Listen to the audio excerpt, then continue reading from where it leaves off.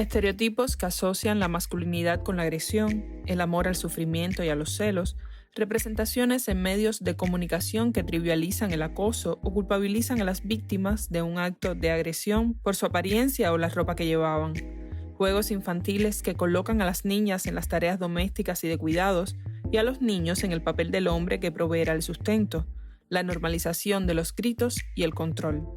Los ejemplos serían casi interminables y todos tienen en común el ser fruto de la construcción de un sistema de relaciones desigual, patriarcal y machista que legitima relaciones de violencia de género, muchas sutiles, imperceptibles, pero que van delineando esa estructura que sustentará luego las más disímiles y dolorosas violencias.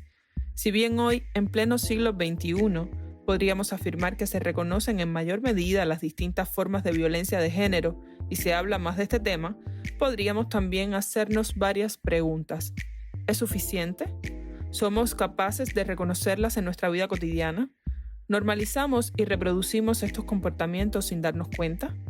De la urgencia de entender cuándo estamos frente a una situación de violencia y de la construcción colectiva de estrategias para visibilizar este flagelo que atraviesa la vida de millones de mujeres y niñas en el mundo y al cual no escapa la sociedad cubana, estaremos hablando en Alcemos la Voz, un podcast de la corresponsalía en Cuba del Servicio de Noticias de la Mujer de Latinoamérica y el Caribe, CEMLAC.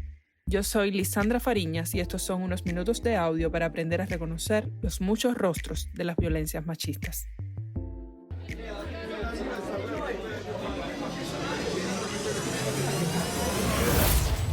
Alcemos la Voz, un podcast de la corresponsalía en Cuba del Servicio de Noticias de la Mujer de Latinoamérica y el Caribe, CEMLAC. Te proponemos encontrarnos el día 25 de cada mes para hablar sobre la violencia desde miradas diversas.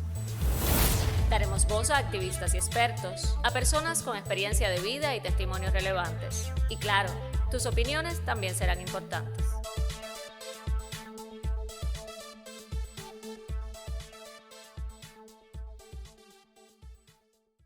La normalización de los machismos a veces se ve en cuestiones tan nimias como en el momento en el que una mujer elige una ropa para salir. Hay veces que te vistes quizás con un escote demasiado profundo, quizás no demasiado profundo, sino un escote eh, bajo o quizás una ropa un poco ajustada y basta una mirada tú vas a salir así para que uno decida en efecto cambiarse. Y hay momentos incluso en los que las parejas van más allá y te dicen que tú te vistes así para provocar o para buscarle un problema, porque se sobreentiende que si otro hombre te mira, entonces tu pareja ha de salir a dar la cara y guerrear y darse a los piñazos con otra persona. Puede haber un grupo y todo el mundo tener la misma edad y siempre se le pregunta a las mujeres que para cuándo los hijos, pero nunca se le pregunta a los hombres. Y en lo personal me ha sucedido que he estado mucho tiempo sin pareja y ha habido gente que se ha acercado porque creen que soy lesbiana simplemente porque soy una mujer que no tiene pareja. Entonces son cosas que yo creo que tienen que ver con este tema y que están en la cotidianidad de las mujeres. E incluso no proponerle una tarea a una mujer en su centro de trabajo, en su vida profesional, porque se asume que, bueno, como es mujer, no sé, es madre, tiene hijos, de plano no la va a aceptar, sin siquiera proponérselo, sin comentárselo, y que sea ella la que tome la decisión. Es decir, de entrada se asume que no, porque es mujer y tiene hijos, y se retira a un lado sin saber cuál es el criterio de esa persona y si realmente desea hacerlo o no.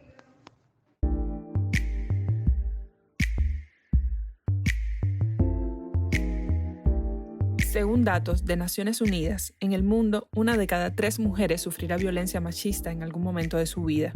Esta dura estadística da cuenta de que el flagelo de la violencia y sus múltiples formas se hace presente en la vida de muchas mujeres y niñas. En Cuba, la encuesta nacional sobre igualdad de género del año 2016 reveló que el 39.6% de las mujeres entrevistadas había experimentado alguna forma de violencia a lo largo de su vida y un 26.7% la había experimentado en los 12 meses previos a la investigación. Sin embargo, sorprendentemente, más de la mitad de la población encuestada, un 51.9%, consideró que la violencia de género es poca y un 8.9% afirmó que no existe. Tales datos reflejan una desconexión alarmante entre la realidad y la percepción de este grave problema. La violencia psicológica resultó ser la más común, afectando al 25.7% de las mujeres en el último año y al 38.4% en algún momento de su vida. En contraste, la violencia física y sexual se reportó en cifras mucho menores, pero por ejemplo, entre las mujeres que sufrieron agresiones físicas, el 69.8% fue abofeteada o golpeada, y el 68.8% de las que experimentaron violencia sexual fueron obligadas a tener relaciones en contra de su voluntad. A pesar de la alta incidencia, solo el 3.7% de las mujeres víctimas de violencia buscó ayuda en alguna institución. Esto es preocupante, especialmente considerando que el 61.9% de las mujeres aseguraron que buscarían apoyo en casos de agresión. También un 38.6% de las mujeres y el 42% de los hombres creyeron que la violencia en la pareja es un asunto privado. Ya ven, la expresión numérica de otra creencia que el patriarcado ha ido reforzando por siglos. Los mitos en torno a la violencia de género son persistentes. Por ejemplo, de acuerdo con esta misma encuesta, un 59.5% de la población encuestada opinó que las mujeres que soportan el maltrato es porque les gusta, y un 65.9% atribuye la violencia al consumo de alcohol.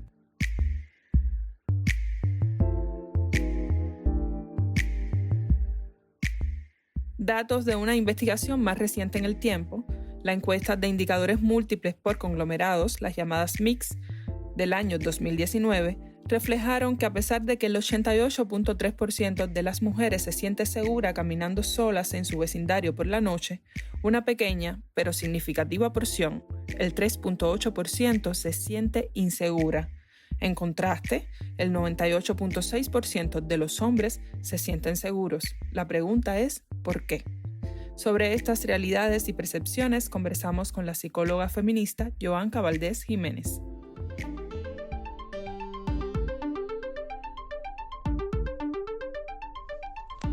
Mi nombre es Joanca Valdés Jiménez, soy psicóloga social, especialista en temas relacionados con justicia de género y derechos de las mujeres, y en particular he trabajado en los últimos años lo relativo a la violencia de género, en particular la violencia contra las mujeres. En estos momentos coordino desde la oficina de COSPE en Cuba el proyecto No Más, Prevención y Respuesta a la Violencia contra las Mujeres en Cuba, que lidera la Federación de Mujeres Cubanas con otras organizaciones. Cuando se habla de percepción de la violencia de género, me gustaría más nombrarla como percepción social. Y creo que tiene que ver no solo con reconocer la existencia y la magnitud de la violencia de género, sino también cuáles son sus manifestaciones, las causas que las provocan y los daños que ocasiona. Es decir, tener la visión de hasta qué punto es un fenómeno que se presenta, es una problemática real, un asunto de derechos que afecta fundamentalmente a las mujeres, pero también a las disidencias sexuales. Entonces, la percepción nos llama la atención sobre el hecho de hasta qué punto se visualiza este problema social, que diríamos es la mayor vulneración de los derechos de las mujeres y también de las disidencias, y cuál es su magnitud. Por eso a veces se habla en Cuba de si es baja la estadística respecto a este tema, si realmente no es tan grave como suele suceder en otros países, argumentos que muchas veces mueven el foco de la prioridad que debe tener la atención a esta problemática a minimizar un poco su extensión, su presencia en el contexto cubano. Yo creo que la violencia de género es parte de esa construcción sociocultural de las relaciones de género y de los estereotipos, los imaginarios que acompañan primero la construcción social de género y segundo las relaciones entre los géneros. Entonces, por supuesto que siendo relaciones que muchas veces están basadas en una construcción del poder que legitima lo masculino como hegemónico, como superior, y lo femenino como inferior, subordinado. Por supuesto que hay relaciones asimétricas que son desiguales y que suelen terminar manifestándose en relaciones de violencia. En este sentido, una de las cosas que se habla cuando se aborda la construcción social de las relaciones de género es justamente que esta desigualdad muchas veces obvia, naturalizada a nivel social, a nivel de los grupos humanos, de los grupos sociales, pero también a nivel individual. La violencia de género no escapa a esta regla, ¿no? Es decir, está invisibilizada y por tanto se vive como natural, se critica poco, porque se asume muchas veces que es parte de las relaciones que vivimos mujeres y hombres, también entre mujeres, entre hombres, y que no es necesario transformarla. Sin embargo, en toda relación de violencia de género se expresa una relación asimétrica de poder. Y también se presentan daños que suelen ser también menos visibles, sobre todo cuando estamos hablando de daños psicológicos, a lo mejor daños económicos, daños patrimoniales, mientras que la violencia física se visibiliza más, a veces las violaciones, y es naturalizada también por las personas en su cotidianidad. Quiere decir que a veces, por ejemplo, un tipo de violencia como es el acoso callejero se vive como algo natural, cultural, incluso se cuestiona cuando desde el feminismo se ha hablado de que es un control sobre el cuerpo de las mujeres y sus relaciones sociales. Entonces se asume que se está magnificando algo que es cultural en el caso de Cuba, que es parte de nuestra identidad, de nuestra tradición, y tan naturalizado está que por supuesto cuesta mucho trabajo transformarlo. Yo he sido consciente, gracias a mi mamá, he sido consciente de que uno aprende y hereda esa- esas prácticas como normales. Pero he tenido la suerte de no tener que replicarlas. Bien porque no he querido y bien porque mi pareja es considerado porque también afortunadamente en su casa ha visto a su papá que eh, casi como excepción siempre ha colaborado con su mamá y han compartido juntos las tareas de la casa. Entonces él vio eso, se crió en un ambiente así y aprendió esas prácticas que son bastante poco usuales en un país como Cuba. Entonces, particularmente en mi hogar tenemos eso claro, ambos. Pero, pero he sabido que en la mayoría o en muchos hogares en Cuba, pues las niñas van creciendo con la mentalidad de la abuela, de la mamá, con ese pensamiento y después lo asumen como que así tiene que ser. Yo soy una mujer que he sabido salir adelante sola y no puede venir nadie, ni ningún hombre, a volverme a hacer todo lo que me hizo el padre de mis hijos. Y ese dicho de que hay que criar los hijos con los padres, no. Si el padre es mala persona, si el padre te da golpe, ¿para qué eso sufrir a los niños? Porque al final están viendo, pero ellos no entienden. Muchas veces no entienden porque mi hija me veía cuando él me daba golpe y no lo entendía. Y me pedía, mamá, vuelve con mi papá. Y yo volvía. Yo pienso que ninguna mujer debe pasar por esto. Sin embargo, yo creo que reconocer la violencia es un acto de justicia, porque cuando los derechos humanos son vulnerados, lo único que se impone es hacer justicia. Y yo creo que el tema del derecho muchas veces pasa por el desconocimiento incluso de nuestros derechos como mujeres. Entonces, reconocer primero que hay derechos y que nada puede poner en riesgo los derechos de otra persona ni causar daño es esencial para transformar estas violencias y sobre todo visibilizarlas. Es esencial porque siempre que hay injusticia tiene que haber un cambio, pero por otra parte, se vulneran derechos y se vulneran también los cuerpos de las mujeres. Entonces, es importante, em, primero, dar cuenta de la existencia de esta problemática. Segundo, significarla en su dimensión real, porque el hecho de que exista una mujer asesinada, una mujer víctima de violencia, ya tiene que ser objeto de ocupación, tanto por organizaciones sociales, por redes de mujeres, pero también por la institucionalidad. Entonces, es importante reconocerla en la vida cotidiana, pero también a nivel institucional y sobre todo cada vez más en las políticas. Yo creo que Cuba ha avanzado mucho en los últimos años en el reconocimiento de la violencia como la vulneración de un derecho, diríamos desde la Constitución, en el Programa Nacional para el Adelanto de las Mujeres, en la Estrategia Nacional de Prevención y Atención a la Violencia de Género y en el escenario familiar, y eso es un punto importante. Sin embargo, requiere también la apropiación por las propias personas que somos sujetos de derecho. Si no basta con que se reconozca a nivel legislativo, a nivel político, si eso no se traduce en que existan mecanismos de protección efectivos para que las mujeres vivamos libres de violencia, las mujeres, las disidencias. Y esto solo pasa si hay un reconocimiento de la problemática. Y hay un reconocimiento que pasa desde lo individual, desde reconocerse y asumirse como víctima en determinados contextos, que puede ser la familia, la pareja, la comunidad, el centro laboral, otros espacios como la iglesia, pero también pasa porque todo el tiempo existan organizaciones sociales e instituciones que estén colocando esta problemática social en el centro de su acción institucional y pública.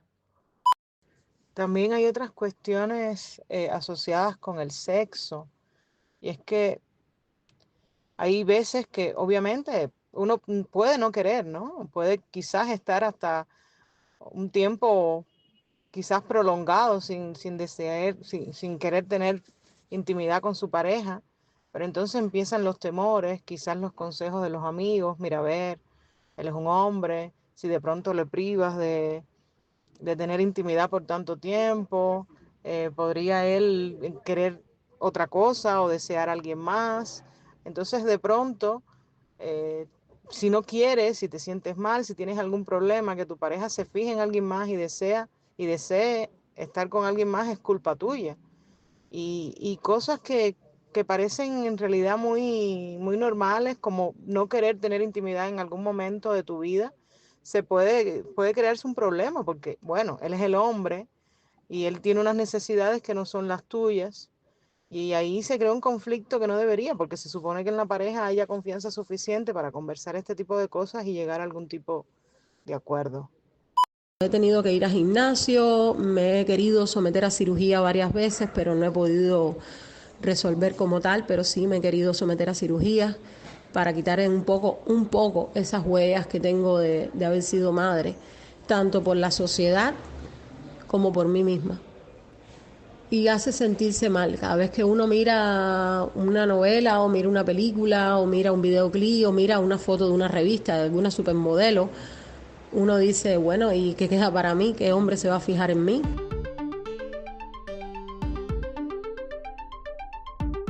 Hay imaginarios sociales que justamente legitiman, aprueban en el sentido de validar las violencias machistas.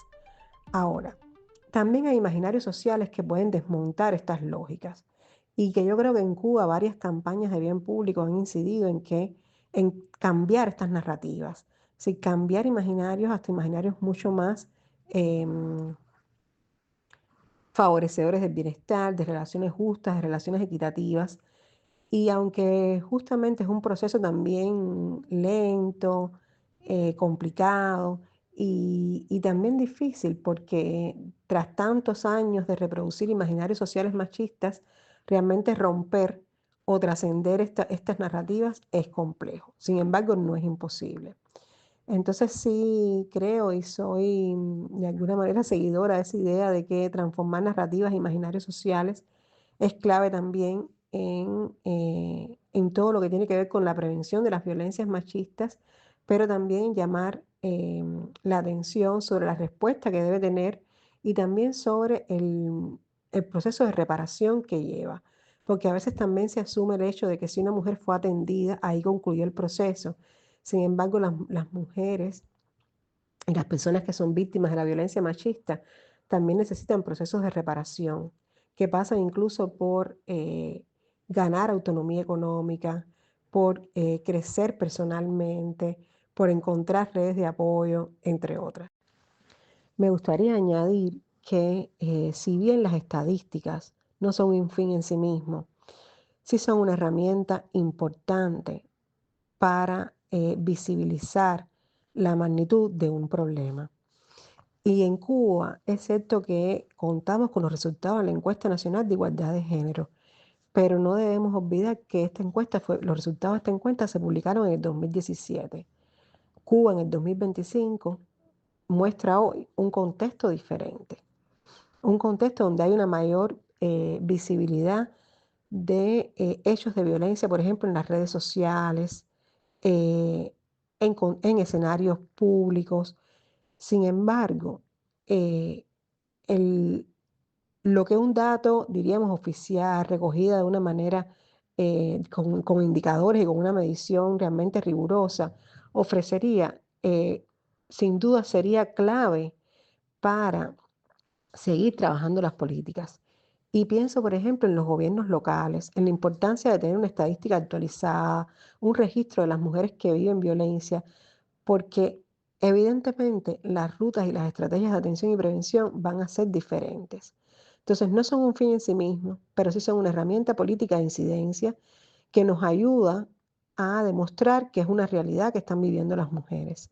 El Observatorio de Género yo creo que da un paso importante en este sentido, pero todavía se queda en un nivel de provincia y sabemos que en lo local comunitario hay brechas que requieren mayor atención y sobre todo sistematicidad. Propuestas a vos. Hoy te traemos 2 materiales de consulta que ofrecen información actualizada y útil sobre la violencia de género. El primero de ellos se titula Imaginarios sociales juveniles acerca de la violencia contra las mujeres. Este libro, coordinado por María Isabel Domínguez García y publicado por Oxfam y Ruth Casa Editorial, reúne los resultados de una investigación que indaga sobre los imaginarios sociales juveniles relacionados con la violencia contra las mujeres, una de las expresiones más significativas de las desigualdades de género. La eliminación de esta violencia debe ser un componente clave en la construcción de ciudadanía en las nuevas generaciones.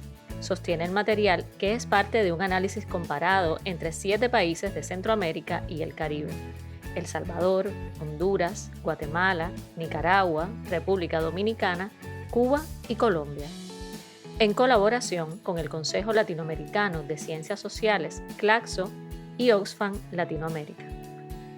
Cuba se sumó a esta investigación como parte del Grupo de Trabajo Juventudes e Infancias de CLACSO. El objetivo principal fue identificar los imaginarios sociales predominantes entre jóvenes sobre la violencia contra las mujeres, sus formas de manifestación, la disposición a actuar frente a ellas y el papel de los procesos comunicacionales en la sociedad. La investigación se llevó a cabo en 2 etapas, utilizando un enfoque cuant y cualitativo que incluyó revisión documental, encuestas, grupos focales y entrevistas en profundidad. Un material de consulta valiosísimo para el tema que abordamos hoy y que puedes descargar en la dirección cubaresiliente.com. Te proponemos también el libro digital Un cambio narrativo para ampliar la conversación política, el cual explora cómo el activismo digital y la comunicación política pueden contribuir a recuperar un futuro común. Creemos que nuestra experiencia desde el periodismo y el feminismo latinoamericano puede ser útil para otros contextos y movimientos, declara el texto, de suma utilidad para comprender la importancia que tiene el cambio de narrativa sobre la violencia hacia mujeres y niñas desde los medios de comunicación en la prevención y atención de este flagelo. LatFem, un medio de periodismo feminista desde Argentina para América Latina y el Caribe, y autor de este material, invita a reflexionar sobre la polarización y desinformación actuales. Ofrece, además, una guía para la comunicación basada en derechos desde la perspectiva del cambio de narrativas. Este recurso está disponible en nuestro sitio web redsembla-cuba.net.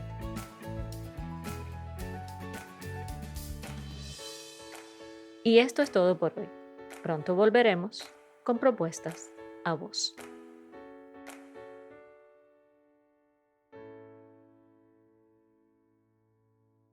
El simple hecho de ponernos a las mujeres, a las niñas, de ponernos trajecitos rosados y a los niños ponerles trajecitos azules, ya empieza a crear una diferenciación que es verdad, es cierta que existe una diferenciación biológica, pero ya empiezan a ponerte una diferenciación social desde el mismo momento en que nace. Posteriormente vas creciendo y existen entonces los juguetes para niños, los juguetes para niñas, y así a lo largo de la vida.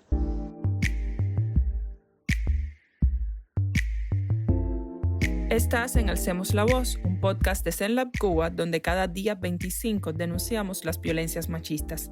En este episodio abordamos cómo las personas perciben la violencia de género en sus diferentes formas, de qué manera los imaginarios sociales tienden a naturalizarla y las consecuencias que para las personas y la sociedad ello trae consigo.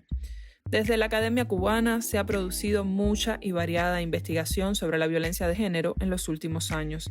Los estudios sobre percepción e imaginarios forman parte de esta bibliografía, aunque, como alertaba una de nuestras invitadas, estudios como la Encuesta Nacional de Igualdad de Género del año 2016 necesitan ser actualizados y ajustados a los escenarios actuales. La estadística sistemática es esencial.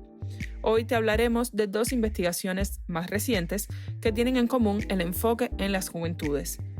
La primera es un estudio sobre los imaginarios sociales juveniles acerca de la violencia por razones de género, realizada en 2017 por el Grupo de Estudios de Juventudes del Centro de Investigaciones Psicológicas y Sociológicas, CIPS, en colaboración con el Centro Óscar Arnulfo Romero.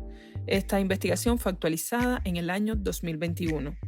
Para la socióloga María Isabel Domínguez, coordinadora del equipo del CIPS que estuvo a cargo de la indagación mencionada, la adolescencia y la juventud en Cuba son diversas, plurales y heterogéneas, pero comparten características comunes, entre ellas la persistencia de estereotipos machistas. Sin embargo, ese abanico de opiniones que varía según territorio, grupo social y nivel educacional muestra señales de avance. Escuchemos sus valoraciones. En el centro, desde el grupo de estudios sobre juventudes del Centro de Investigaciones Psicológicas y Sociológicas, coordinamos la realización del estudio sobre imaginarios sociales juveniles acerca de la violencia por razones de género contra las mujeres. Ese fue un estudio que tuvo una primera etapa en el año 2017 y luego de él se derivó incluso los elementos principales que conformaron la campaña Evoluciona, que llevó adelante el Centro Óscar Arnulfo Romero.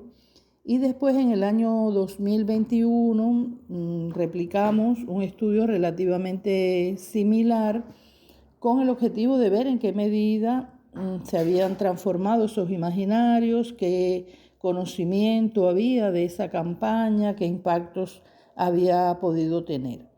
Y sobre todo en este segundo estudio comprobamos el aumento de rechazo, sobre todo por parte de las muchachas, hacia los comportamientos controladores, como por ejemplo rechazar las escenas de celos, la imposición de puntos de vista, el decirle quiénes podrían ser sus amigos o amigas, etc.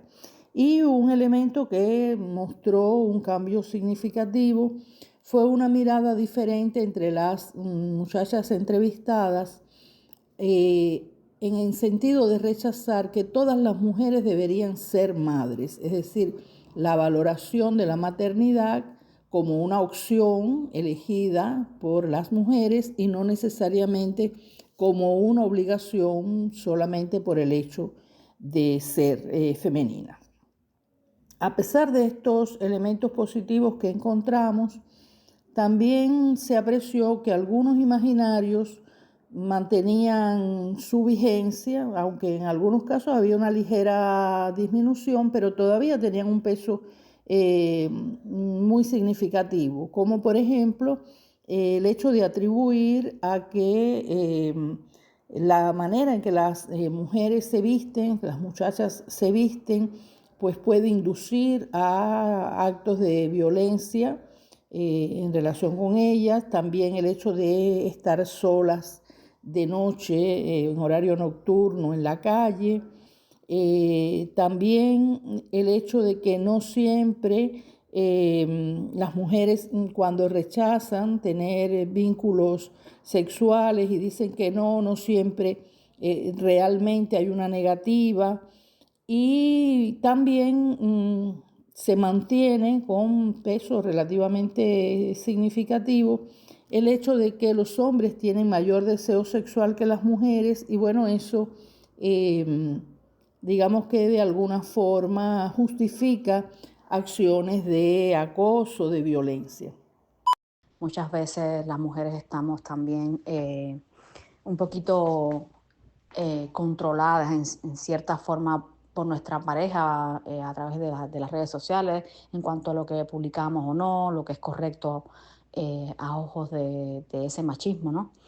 Si publicas una foto con tal tipo de ropa, no está bien, no está bien visto, o qué tipo de contenido puedes publicar o no.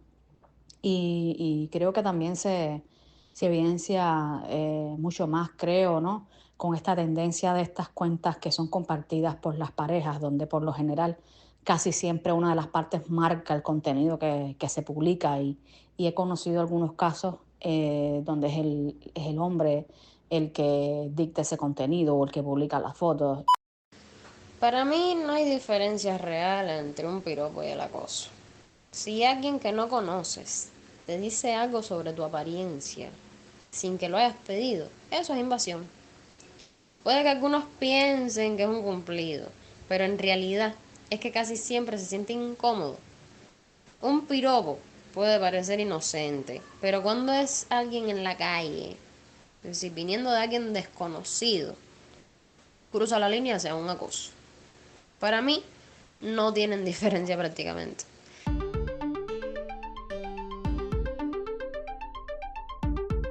Encontramos también que casi la mitad de los varones no consideró inadecuado revisar el celular de su pareja.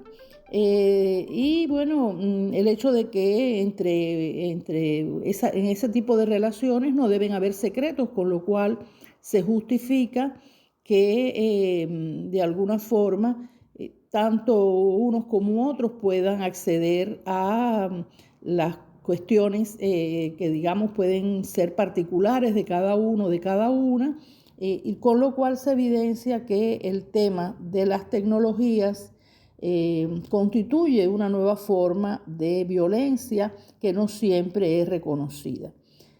Un elemento también significativo es el peso que se le atribuye tanto por muchachos como por muchachas al tema de los piropos. Incluso para una parte aún significativa de las muchachas, los piropos son una manera de reconocerlas, de valorar su belleza. Eso contribuye a elevar su autoestima, por lo cual, bueno, este es un elemento que permanece con bastante arraigo, tanto en unos como en otras. En relación al tema de las violencias, bueno, sí, efectivamente hay una percepción de que ha aumentado la visibilidad sobre estos temas y también las maneras de prevenirla, de enfrentarla. Y bueno, fue significativo que una proporción relativamente alta, más de la mitad de las personas entrevistadas, conocían de algún caso de violencia ocurrida en el último año contra mujeres jóvenes con lo cual, bueno, de alguna forma está evidenciando el peso que eso tiene.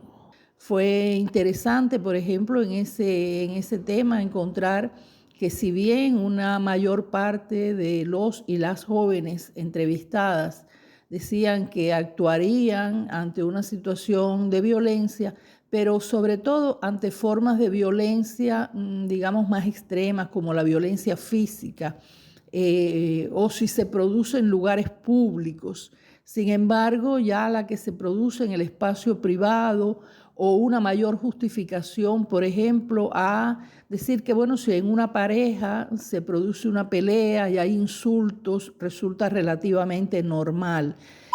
Creo que existe violencia y que la violencia en este entorno está principalmente condicionada por prácticas que se vienen repitiendo de manera sistemática en los jóvenes, que parten de una educación que viene de las etapas anteriores de enseñanza y que también parte de la familia, y también de un desconocimiento en los límites que definen qué entendemos por violencia y qué entendemos por acoso. Muchas veces estamos siendo víctimas y victimarios de estas dos situaciones y no nos damos cuenta porque no tenemos claros los conceptos que definen a estas dos problemáticas.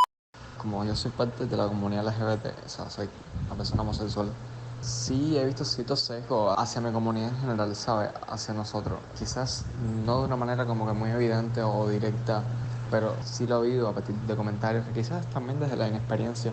Existen muchas agresiones que se hacen sobre el desconocimiento, existen mucho maltrato. Estamos normalizando lo que es la toxicidad, que bueno, tú sabes, los celos, ese tipo de cosas se normalizan y las relaciones posesivas, y eso incurren a la violencia, ¿sabes? Llevan a la violencia.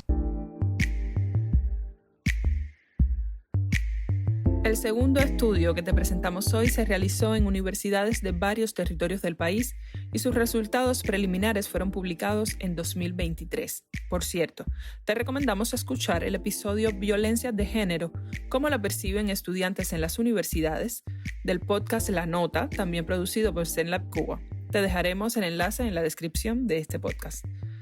Los hallazgos del estudio revelaron la falta de conocimiento sobre herramientas legales y la persistencia de vacíos en la educación sobre violencia y sexualidad integral. Se observó una naturalización de prácticas violentas, incluso en el entorno escolar.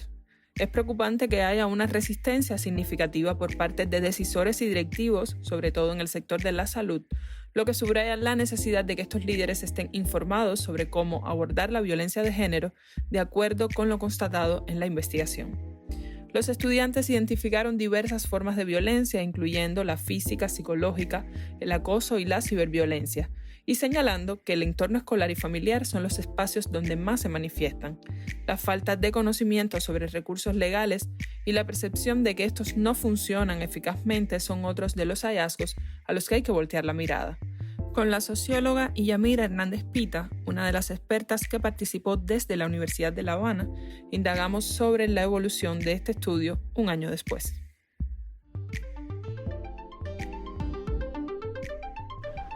Bueno, en relación a los resultados de la investigación realizada en el 2023 sobre el tema de la percepción que tienen los estudiantes sobre la violencia de género en espacios universitarios, podríamos decir que en la actualidad se han hecho varios estudios del 24 al 25 utilizando el mismo cuestionario modelo de estas primeras investigaciones en el 23, y los resultados siguen coincidiendo en relación a la percepción de la violencia basada en género. Es decir, siguen presentes los estereotipos sexistas, los asuntos vinculados al control. Hay una temática interesante que se incorporó en estas investigaciones que tiene que ver con la manera en que se organizan las disidencias sexogenéricas al interior de las universidades, también como parte de los espacios y del activismo para trabajar las temáticas en relación a la violencia basada en género y a los asuntos que tienen que ver con la equidad, la justicia social y la no discriminación. Y de manera interesante, estas investigaciones han ido arrojando resultados que colocan un nuevo análisis en relación a la importancia que pueden tener los espacios sociodigitales para el activismo al interior de las universidades en función de las disidencias, no solamente sexogenéricas, sino también de las disidencias en relación a todos los grupos que tienen que ver con los asuntos vinculados a la violencia basada en género, es decir, la organización de grupos feministas al interior de las universidades, que está presente en la actualidad. Solo que la presencia de los grupos feministas que está presente en la universidad en la actualidad no tiende a ser grupos feministas diversos, sino grupos feministas de mujeres blancas, con poca presencia de mujeres negras, y estos resultados pues también nos dicen que aún hay que trabajar un poco más para fomentar la diversidad al interior de estos grupos. En relación a las disidencias sexogenéricas hay un resultado muy interesante que tiene que ver con que, a pesar de que en las universidades existe un código de ética para no permitir los asuntos que tienen que ver, o para combatir los asuntos que tienen que ver con la justicia social, la no discriminación y a favor de la inclusión, no se visualiza, y de hecho así lo expresan incluso los estudiantes y profesoras y profesores, la presencia de diversidades sexogenéricas en estos espacios. Cuando hablo de diversidades sexogenéricas es aquel grupo que se organiza LGBTIQIA+, con toda la identidad y la pluralidad que eso implica al interior de las universidades, en función de visibilizar su presencia, de dinamizar las representaciones de estos grupos en estos espacios para hacer valer sus derechos, e incluso para fomentar el activismo social. Y bueno, estos son asuntos que de manera novedosa estamos incluyendo en los estudios que tienen que ver con los espacios universitarios. Yo creo que a lo largo de los años y hoy en día vemos que se ha avanzado muchísimo en materia de estos temas. No podemos tampoco tapar el sol con un dedo, y me parece que sí se ha avanzado muchísimo y que actualmente se ha abierto un debate, incluso un debate un poco más enfático, un poco más crítico, un debate que es sistemático y al que se unen continuamente más personas. Sin embargo, no creo que haya un tratamiento profundo y un tratamiento desde todos los ámbitos, desde el día a día, un tratamiento que se convierte en algo habitual, que nos haga pensarnos todos los días si estamos siendo víctimas o victimarios de violencia. Yo creo que aún en ese sentido tenemos una batalla enorme, y los espacios universitarios son muestra de ello. Sin dudas que lograr efectividad en cualquier proceso educativo, en cualquier proceso de transformación de mitos, de estereotipos y, por supuesto, en cambios en los imaginarios sociales, requiere que ese trabajo se inicie desde las edades más tempranas. Y es un trabajo que involucra a toda la sociedad, por supuesto que a la familia, a las instituciones educacionales, a las instituciones culturales, a los medios de comunicación.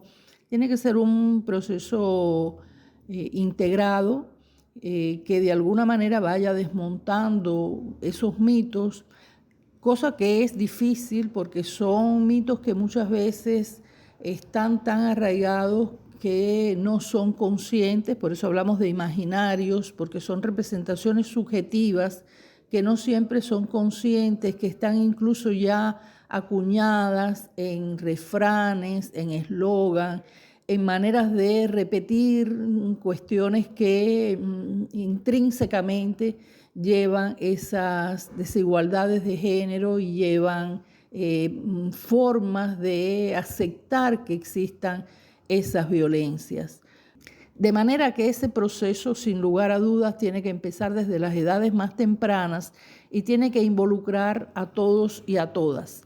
Pero, por supuesto, que para que las personas adultas, familias, maestros, maestras, instituciones, todas, puedan hacer esa labor con las generaciones más jóvenes, requieren tener también un proceso de transformación. Por lo tanto, este tema de la educación sexual, el tema de la prevención de la violencia, es algo que tiene que atravesar a la sociedad toda, que tiene que atravesar a todas las generaciones, que tiene que atravesar a todos los géneros y que implica un esfuerzo colectivo bien amplio. Se están haciendo muchas cosas, sin duda la situación que encontrábamos, digamos, en los inicios de la década anterior no tiene nada que ver con lo que ha ocurrido después, toda una cantidad de programas, de campañas, de acciones y bueno, por supuesto también de legislación, el Código de las Familias, el programa para el adelanto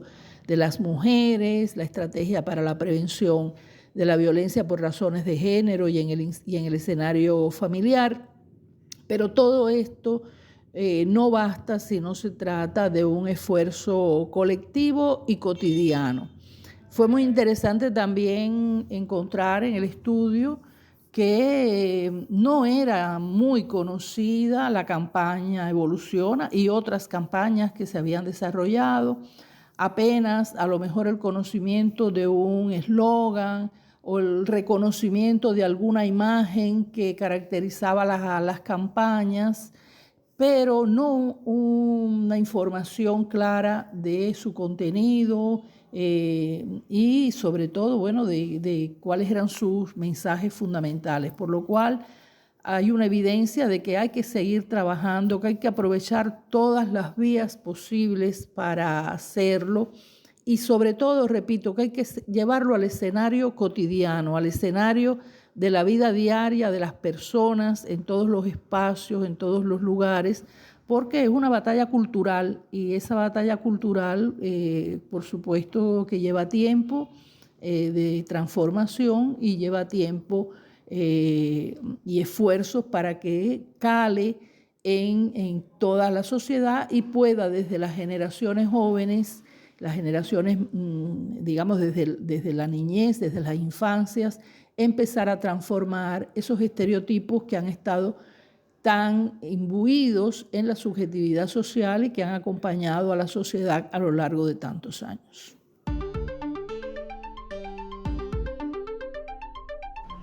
Una ruta importante para revertir esos imaginarios y mitos encontrados en todos estos procesos de investigación del 2023 hasta la actualidad puede ser usar los espacios digitales como activismo social al interior de las universidades, que son espacios importantes de comunicación, ya te digo, para posicionar los discursos, para ganar visibilidad de la diversidad y de la pluralidad y sobre todo para trabajar la representación en los imaginarios sociales.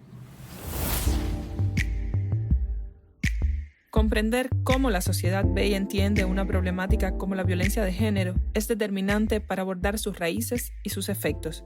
La percepción no solo moldea nuestras actitudes y comportamientos, sino que también influye en las políticas y en los programas de prevención que puedan diseñarse. Dicho de otro modo, del tamaño o la claridad con la que veamos el problema dependerá la magnitud de las soluciones que se busquen. Cuando aumentamos la conciencia sobre la existencia de la violencia de género, desafiamos los mitos y estereotipos que han persistido durante generaciones. Ello permite crear un entorno donde las víctimas se sientan apoyadas y comprendidas y donde la violencia no sea aceptada ni normalizada. La investigación en este campo proporciona datos que pueden guiar la formulación de políticas públicas más efectivas y abrir la puerta a un diálogo social más amplio que incluye a todas las voces, especialmente a las de las juventudes, que son clave en la transformación cultural. Es a través de la educación y la sensibilización que podemos romper esos moldes que obstaculizan el camino hacia una sociedad más equitativa.